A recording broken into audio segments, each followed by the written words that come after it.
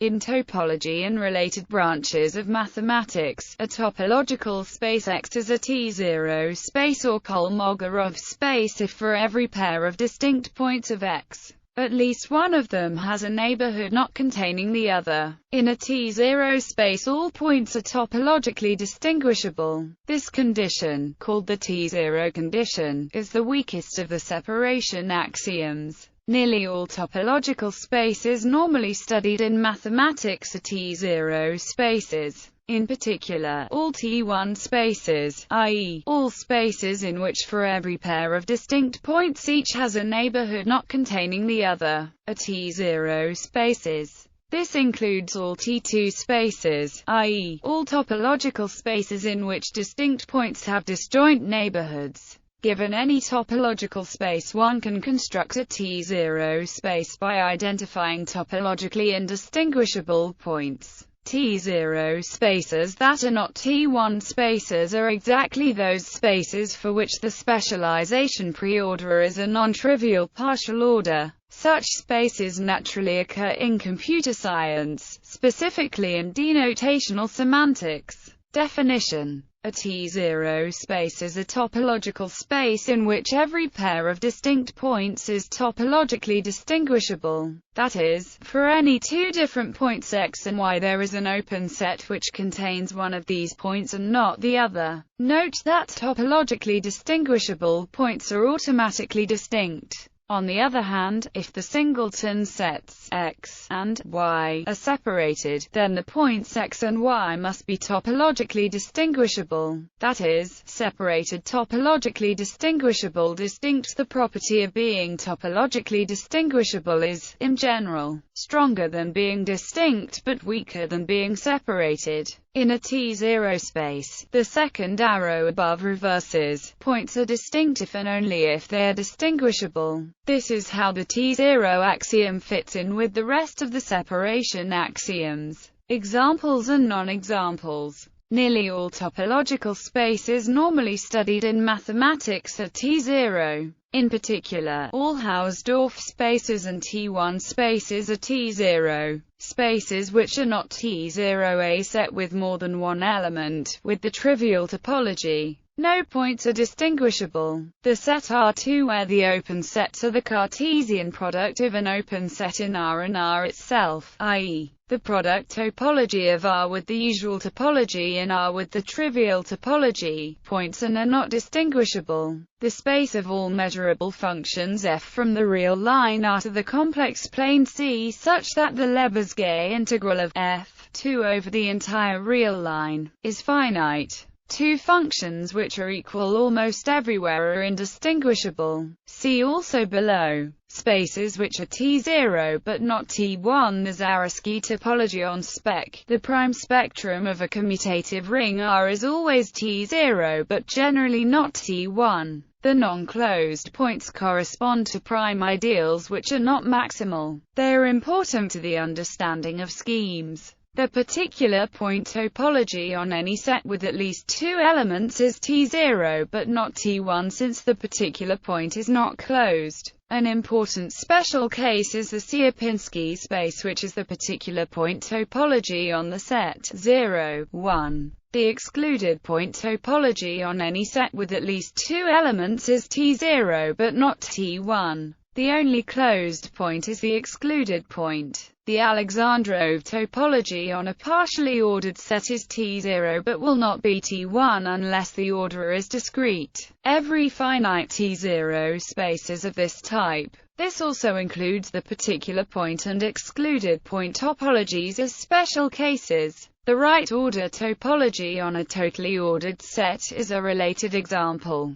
The overlapping interval topology is similar to the particular point topology since every open set includes 0. Quite generally, a topological space X will be T0 if and only if the specialization preorder on X is a partial order. However, X will be T1 if and only if the order is discrete. So a space will be T0 but not T1 if and only if the specialization preorder on X is a non-discrete partial order. Operating with T0 spaces. Examples of topological space typically studied are T0. Indeed, when mathematicians in many fields, notably analysis, naturally run across non-T0 spaces, they usually replace them with T0 spaces, in a manner to be described below. To motivate the ideas involved, consider a well-known example. The space L2 is meant to be the space of all measurable functions f from the real line R to the complex plane C, such that the Lebesgue integral of f(2) over the entire real line is finite. This space should become a normed vector space by defining the norm f to be the square root of that integral. The problem is that this is not really a norm, only a seminorm, because there are functions other than the zero function whose norms are zero. The standard solution is to define L2 to be a set of equivalence classes of functions instead of a set of functions directly. This constructs a quotient space of the original seminormed vector space, and this quotient is a normed vector space. It inherits several convenient properties from the seminormed space. See below.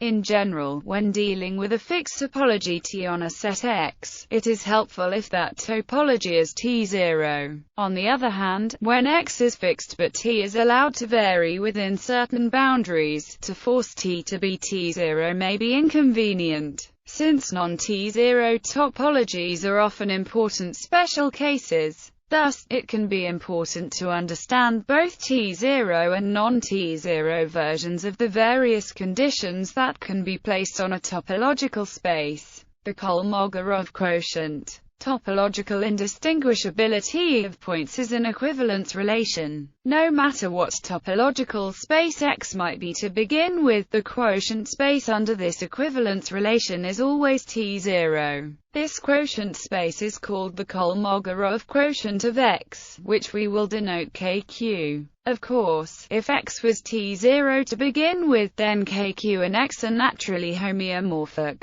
Categorically, Kolmogorov spaces are a reflective subcategory of topological spaces, and the Kolmogorov quotient is the reflector. Topological spaces X and Y are Kolmogorov equivalent where their Kolmogorov quotients are homeomorphic. Many properties of topological spaces are preserved by this equivalence, that is, if X and Y are Kolmogorov equivalent, then X has such a property if and only if Y does. On the other hand, most of the other properties of topological spaces imply T0ness, that is, if X has such a property, then X must be T0. Only a few properties, such as being an indiscrete space, are exceptions to this rule of thumb. Even better, many structures defined on topological spaces can be transferred between X and KQ. The result is that, if you have a non-T0 topological space with a certain structure or property, then you can usually form a T0 space with the same structures and properties by taking the Kolmogorov quotient. The example of L2 displays these features. From the point of view of topology, the seminormed vector space that we started with has a lot of extra structure. For example, it is a vector space, and it has a seminorm, and these define a pseudometric and a uniform structure that are compatible with the topology. Also, there are several properties of these structures. For example, the seminorm satisfies the parallelogram identity and the uniform structure is complete.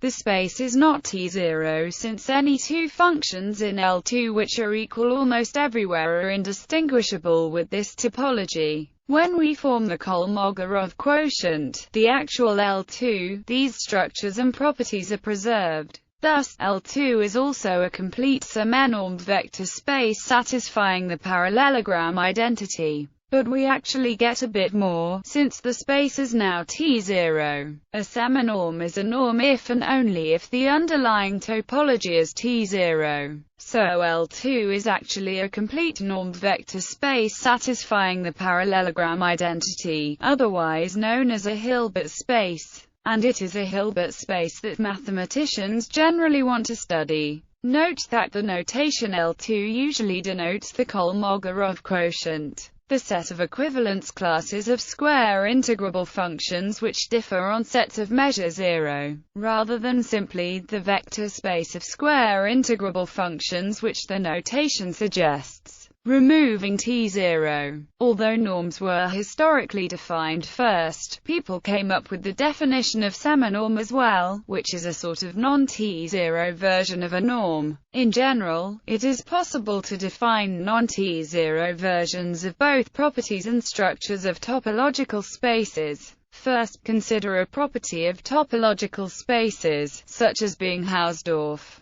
One can then define another property of topological spaces by defining the space X to satisfy the property if and only if the Kolmogorov quotient KQ is Hausdorff. This is a sensible, albeit less famous, property. In this case, such a space X is called preregular. Now consider a structure that can be placed on topological spaces, such as a metric. We can define a new structure on topological spaces by letting an example of the structure on X be simply a metric on KQ. This is a sensible structure on X. It is a pseudometric. In this way, there is a natural way to remove T0-ness from the requirements for a property or structure. It is generally easier to study spaces that are T0, but it may also be easier to allow structures that aren't T0 to get a fuller picture. The T0 requirement can be added or removed arbitrarily using the concept of Kolmogorov quotient.